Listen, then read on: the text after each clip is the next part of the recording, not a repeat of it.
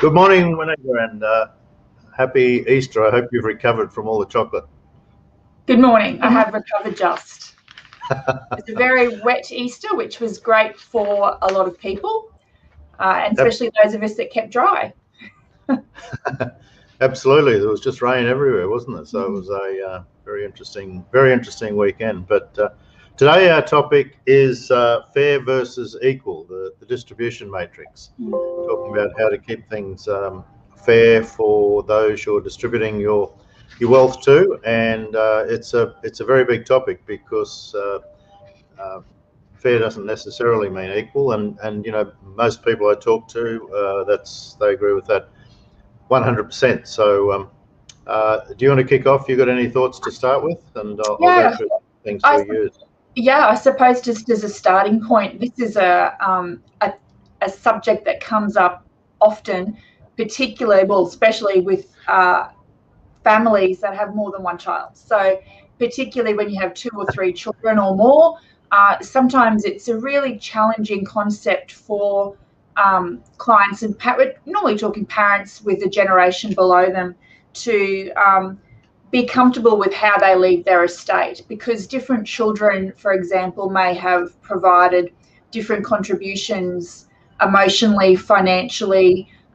Particularly with our rural clients, we very often will find the situation where one child has stayed on the farm and worked there, and we'll go into this a little bit in more detail, no doubt, but this is a situation we're particularly talking about, as well as sometimes different assets carry different liabilities. So just splitting everything in half or in third doesn't necessarily mean equal, and nor does it have to be. No, look, absolutely, and I guess that's a key point right up front is, there's no compulsion or necessity for you to be equal in a distribution of your estate between children. And one of the things that has probably come up more so lately, Juanita, is in talking with clients is, for example, in some cases, one child may end up with the property and the other child or children end up with off-farm assets, which effectively are cash. And so sometimes you've got to ask yourself, what would you rather have?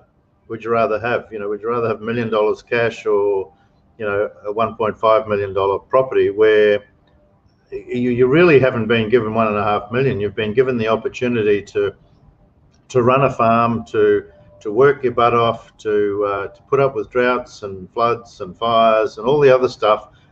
Excuse me. At the end of the day, you never see the $1.5 million that the property is worth, because traditionally, as has happened to you, you're going to pass it on to your children. So, whereas on the other hand, the other child may have got less value, but in cash, and they can do something with that money and whatever. So there is no equality between cash and property necessarily. So you need to think about that when you hand over as well your estate. Yeah, and we'll also often see the situation where there isn't much cash, if any. Absolutely. So all the wealth is tied up in property, and that then becomes problematic, because we very rarely would recommend that you leave the business to, as we've discussed before, 2 or more children jointly. Sometimes it works, but in our experience, and yours, Mark, we've found that more often than not it doesn't. It's a recipe for disaster. So then how do you provide or leave something for the child that doesn't want to work on the property, as opposed to the one that does? Because often we'll find that 1 or more children just don't want to stay on the farm. They don't want to be tied to it. They have different different lives going on, and so it's just something that they don't actually want. And so it's just trying to reach that, and I won't even say balance, because it doesn't need to be balanced, as we've just said from the start. It doesn't need to be equal, but it's just finding out what we can do with the estate planning to make sure that you're comfortable with how you leave your estate and your will. Absolutely. It's interesting when you talk about, some kids don't want to be on the farm. I've been dealing with a family recently, 5 kids, and Dad is so proud of what he's created. He's amalgamated all these properties, and he's finally got this amalgamation of properties that he's really proud of, and it's kind of like his life's work. and he's so excited about the prospect of being able to hand this over to his next generation. And part of the process I go through with clients is to have conversations, what we call gratitude conversations, with each of the children. So I've spoken to all 5 children, and there's not one that wants to go back on the land. There is not one. And wow, it's a it's a tough conversation with Dad, because he's so proud of what he's created. So I've had to actually just help him understand that that was his goal. He's achieved his goal. He should be very, very proud of that. But at the end of the day, if he and Mum passed away, chances are it's just all going to be 99% chance it's just all going to be sold up, and the kids will go off and invest in their own interests. We've got engineers, we've got architects, and so on, that the children, and they want to stick to those careers. So they'll take the money from the sale of the the 5th share, if it is a 5th share, depending on how they break it up, and they'll do their own investing, and they'll move on with their own lives. So that was one point, and I'll come back to the other point because I can see you busting to say something. No, you're right. I was just thinking as you were talking that we're assuming here that the children are adults too, because as you know, we'll often come across a situation where the children are still minors or a combination of, and so often we don't know yet if the children want to stay on the farm or don't want to stay on the farm. So that's something that needs to be incorporated into the conversation. And there are estate plans we can work with to make this all happen, which we'll come to shortly, no doubt. Yeah, absolutely. Look, in this case, they were all adults. The youngest was the youngest was 18. The rest was sort of 23 and over. And sure, the 18-year-old probably isn't sure yet, but and that's why we review this stuff each year with clients, and talk to the kids each year, is because in 3 years' time, the 18-year-old may have grown up and said, you know what, it is something I want to do. So, and then we change the whole planning process around. So, we make sure that we give people plenty of opportunity to have conversations in regard to what the children want to do and so on. And that's, as you've said many times, Juanita, when you make a will for a family, it has to be really based on last night, doesn't it? That Mum and Dad had passed away last night. You can't make a will based on, in 2 years' time this will happen, and in 5 years' time that will happen. You have to make it based on the fact that you're passing away today or last night, and that next year we chat again. And if you need to make some tweaks to your plans, then you make them next year, not now, because things change all the time. Your expectations of what 3 years from now looks like may well change between now and then. Yeah, and we say that all the time, because a lot of clients really grapple with what if this and this might happen in the next couple of years. And the advice that we always give is think about what you would right this moment if something happened to you both last night, or one of you last night, because you can always update your will, and it's recommended to always review your will. So I think that advice is usually really helpful, because it really focuses on for people, helps focus on what they want to put in place now. Yeah. Look, I was just going to say, Juanita, and I haven't sent you a copy of this, but I hope you don't mind. And can we just talk about it? I've got a checklist. There's 5 things that we talk about, and I've had this conversation with Tom as well in regard to part of the gratitude conversation I have with clients. There's kind of 5 things that we go through, and we call it our checklist. And the first one is there a need for what's called a business legacy adjustment? And this is where, Dad is determined that the farm is going to maintain in the family. And even if there's 4 kids, 3 kids, 5 kids, whatever, 2, even if it means being unfair, unfair or unequal, he really, really, really wants the farm to stay in the family. So, if one kid's interested and one kid's not, well, the kid that's not is actually going to miss out a bit, because it's more important for Dad that the farm maintain through the generations than it is to be fair. So sometimes when we're doing the sums, you would see this. Sometimes you can have a distribution matrix, and we'll get more into that later, but it's going to be skewed to one child versus another, or one of the children versus the other children, purely because the want that Dad has to maintain that in the family. And also out of necessity in some aspects, because if the property, for example, we're using the rural property example, stays with one particular child, they're obviously going to want the plant and equipment and the livestock that goes with that. There's no point sending that off that way.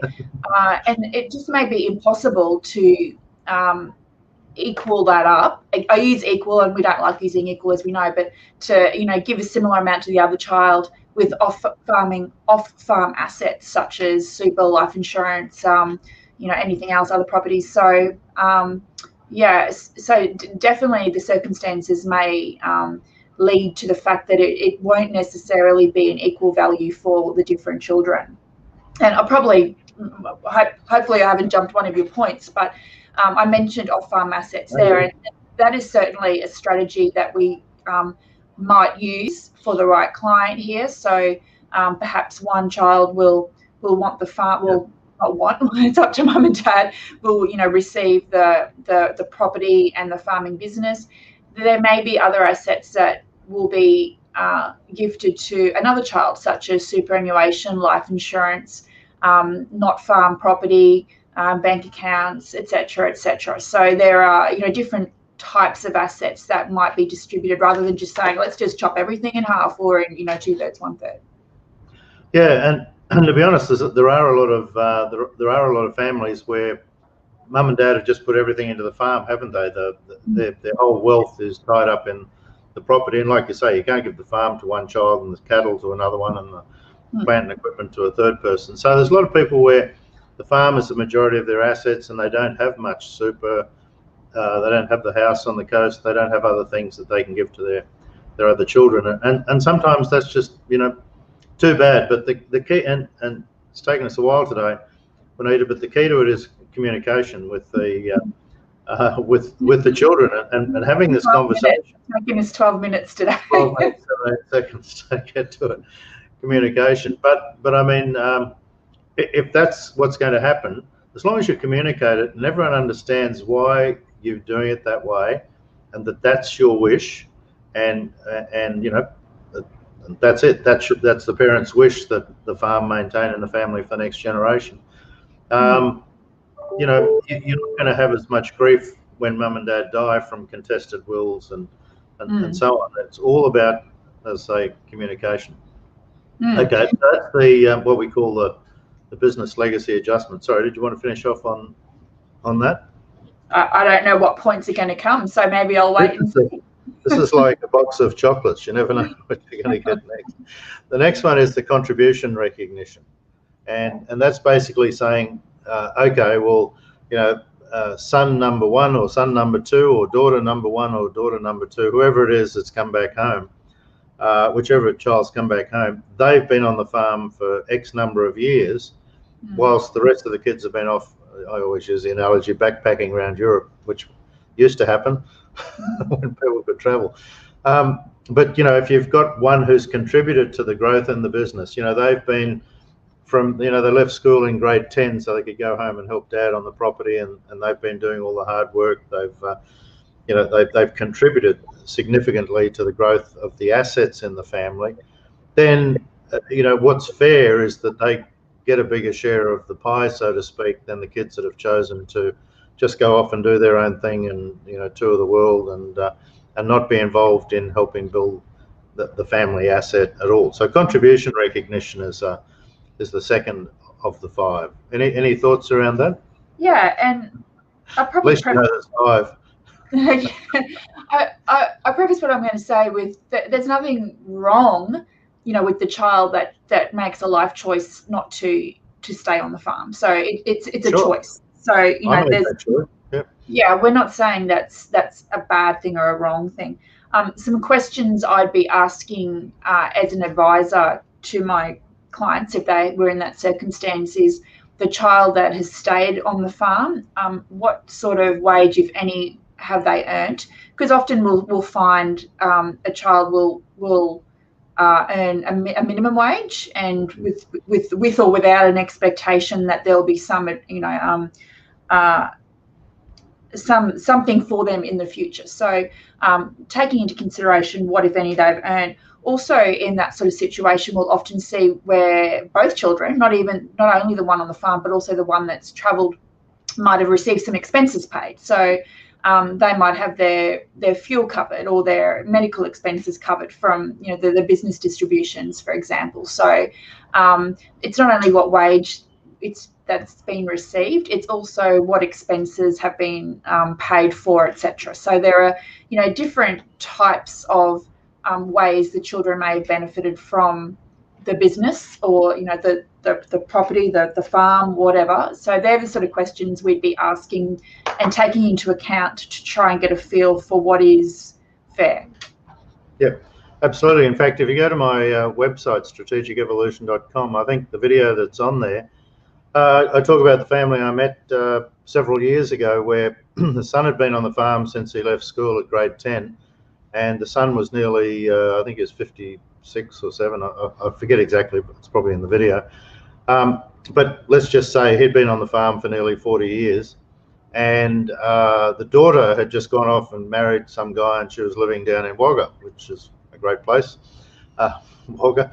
But anyway, she was down there. She'd had nothing to do with the business. The son had been on the farm for over 40 years, and he was being paid in today's dollars. He was getting about $20,000 a year, and he had to cover all his costs apart from food, I think, out of that $20,000. So he was way underpaid, and he was basically doing all the work. He'd done the fencing, you know, so he'd contributed to the growth of the asset absolutely significantly. And you know, Dad was still threatening him that if he didn't do this or he didn't do that, he was going to give the whole farm to his sister. So, you know, that's where you need to step in and make sure there's fairness. And even if that had gone half and half, that would have been just so absolutely unfair. And that's where we talk about the contribution recognition. So there needs to be a recognition, and that's probably the top end scenario. Worst case, other scenarios might be one of the kids has been on the farm for 2 years. So, you know, how do you make it fair? And that's what we're talking about. We're making it fair, not making it equal. The third. And so what we don't want to happen is for there to be litigation down the track. We want to try to put things in place with a good plan and good communication now up front, so that after the parents pass away, there's not going to be a messy estate fight through the courts, because that's just not good for anyone. Yeah. Is that about communication, Juanita? It is. That's about making sure you communicate what you're thinking. Talk to the kids.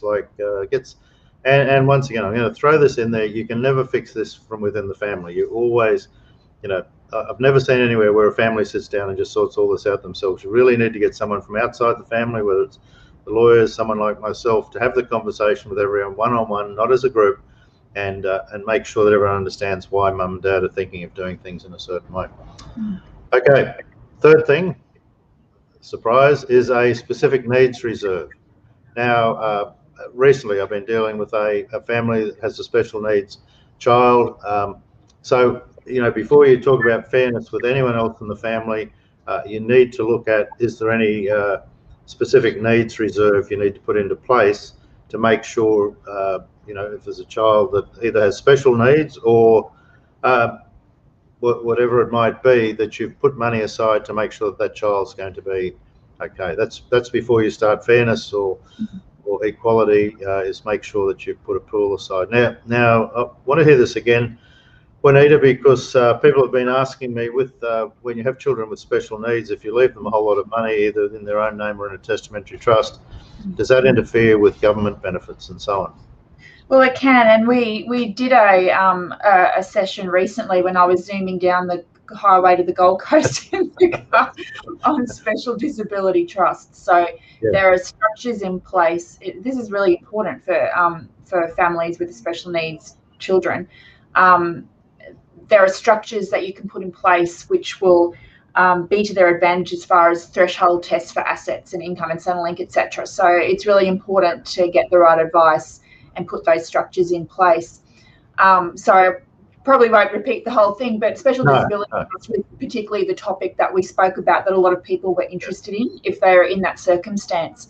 But as you were talking, Mark, I also thought it's not just children with special medical needs. So we've seen clients that might have adult children and then a younger minor child that's still at school. Education. School perhaps. So obviously if something was to happen last night, their wish is for that, even though they love them all equally, their wish is for that younger child to be able to be supported, accommodated, get through school, finish boarding school where they're at. So in that example, it's really important to make sure that enough is set aside to get that younger child through to the position of adulthood where the other children already are. So that's another example where we might see, equal doesn't necessarily mean fair, because it would be tough for that younger child to get through where, they'll need those extra finances. Look, absolutely, and I mean we have a client we're dealing with right now that is exactly in that situation.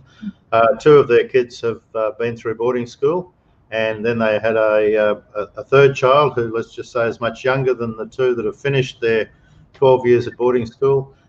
This young child's still got a few years to go at a boarding school, and if you know what the fees are for boarding at private schools, it's horrendous, and this family probably should put $1 million aside just to make sure that this child can finish his education, because the others have already had it, haven't they? The others have already had the benefit of the education. Yeah, it's not like they're going without; they've already received that benefit. Yeah.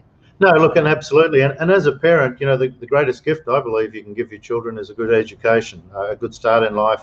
I mean, what they do after you've had a good education and a good start in life, I mean, in some ways they're on their own to a certain extent. So yeah, education is a very important thing, and I think you need to put that aside as a specific reserve. Absolutely. So well brought up.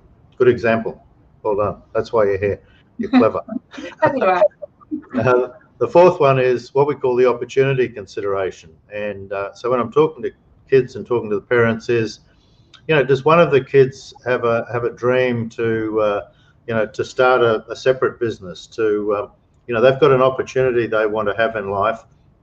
It might be to go to New York to ballet dance or whatever it is, but is there an opportunity, whether it's setting up a business to create a career in music or drama or whatever it might be, and you might come up with some good examples here, but what is the opportunity that you want to set aside some money whilst one of your kids may be getting the farm? You want to make sure that the other child who's really passionate about something gets that opportunity. So how do we make sure that's factored in when you're doing the distribution matrix?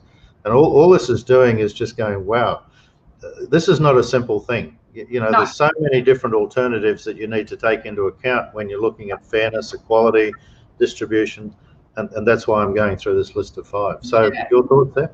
Well, that's why we love what we do, because each situation is different. There's no right or wrong, black or white. It's all very unique to the particular client. So that's what makes this stuff super interesting. Absolutely. I think the examples that you were, another example is possibly a child that is entrepreneurial and wants to set up a business. Sure. And then that raises another whole topic about getting the right advice around gifts and loans to children, and also providing in your estate plan, in your will, how you want those treated on your death. So another topic maybe for next time, Mark, but okay. Certainly. Things to consider, exactly as you said. What are the future intentions or aspirations of each child? And again, there's no right or wrong. Absolutely. And I know this one's going to take a little bit longer, this conversation. We've got 6 minutes to go. The fifth and final one is what I call the deferred endowment opportunity. And this is something we've only coined in the last several months, the deferred endowment opportunity. And that is, and it was really born of one family out west where there was 7 children and 1 farm and no other assets, full stop. Yeah. No other assets, full stop, no other assets. Right. So, and one child ended up, I mean, we had conversations with all the kids. There's one kid that was most suited to take over the farm. And like I say, when you do the will, it's all about today. And if mum and dad had passed today, this is what their wish is. And they're actually working this way with, the normal succession plan as well. But yeah, one child had to be chosen to be the one that would get the farm. And how we've set this up in the will is that there's a deferred endowment for each of the other 6 children. Okay, and you might want to talk about how that works, but you've got, the child and remember that the child that gets a farm's not getting any cash, are they? That's right. They're getting a farm that's worth a lot of money, but they're not getting any loot. They're not getting any folding or cash or whatever you want to call it. So what we do with the deferred endowment opportunity is say, okay, well, maybe in 5, 10 or 15 years time, whatever, the other children will get a payment from the son that's got the farm, because over that period of time, the value of the farm is from here to there. Sorry? Or the daughter that's got the farm. Oh, sorry. Yeah, did I just say son? Yeah. Sorry to all the girls out there. Yes, son or daughter. Whoever runs a farm. No, I said that because in this case it was the son. Yes, I know. Forgive me. And so it may be in 10, 15, and even in 20 years' time, when the value of the farm has risen so much, the son or daughter would be able to go to the bank and borrow some money to pay out the other kids. And we do that on the basis that we call this, because if mum and dad pass early, then the transition of the estate is early, and the other kids shouldn't be sitting there waiting for cash, hoping that mum and dad die early, waiting for cash. So making them wait 15 or 20 years before they get their payout is really just giving them a payout in the normal human course of events, isn't it? When the parents would have been at an age they might have died naturally. So, and if you've got a kid that's sitting around waiting for mum and dad to die to get some cash, then I'm not sure that's a good position to come from. But so the deferred endowment is kind of that. If mum and dad do pass early, one child may get the farm, the others may get in 15 or 20 years' time what they would have maybe been entitled to from the parents. Yeah, thoughts on that? Yeah, summarised it really well. And so I guess the key things to consider is the child that's left the property will obviously have the advantage of equity now or in the future, but there's potentially no cash. And what we don't want to do is burden that child too much. Or put a noose around their neck.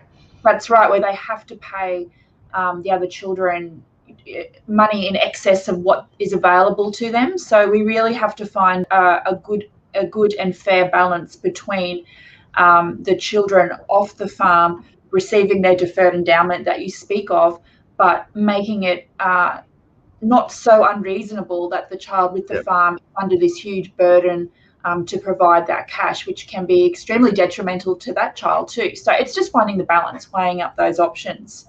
Oh, look, absolutely, yeah. You don't want to put a noose around the child's neck that adds up with the farm. And the other thing is the clawback provision. So if you give the farm to one child and the others have got to wait 20 years, if the one who's got the farm sells it early and says, hey, bugger this, I'm just going to sell it and take the cash, then immediately you trigger a distribution to all the other siblings. So we have thought about it.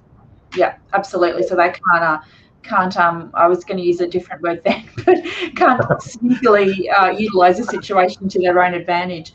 And the other thing to think about, we've only got a minute.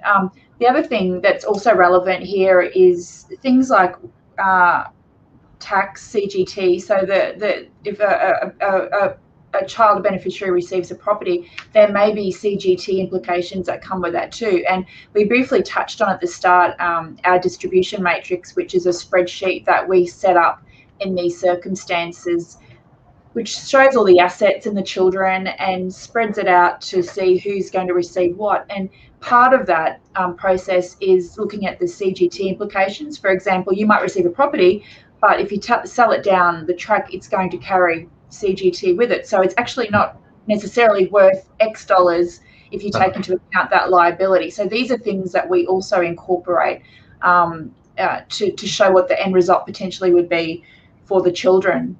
We haven't even spoken about trusts yet, so for another day.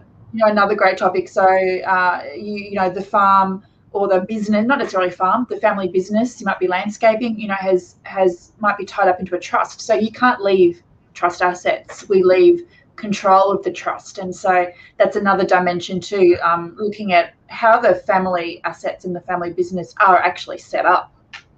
Yeah. Hey, this has been a really... I could, because I could go on for another 10 minutes about that. No. And look, we don't have to stop at 30 minutes. But I mean, look, it's been a really great conversation today, Juanita. Thanks for your contribution. This is a very Well, because this is a topic that every time we meet with new clients, it's kind of like, it's their dilemma, isn't it? It's like, how do I, do I need to be fair between the kids, or do I just need to, do I need to be equal between the kids, or do I just need to be fair? And so, watching this helps explain some of the things that you need to consider, but also the distribution matrix is such a valuable part of that.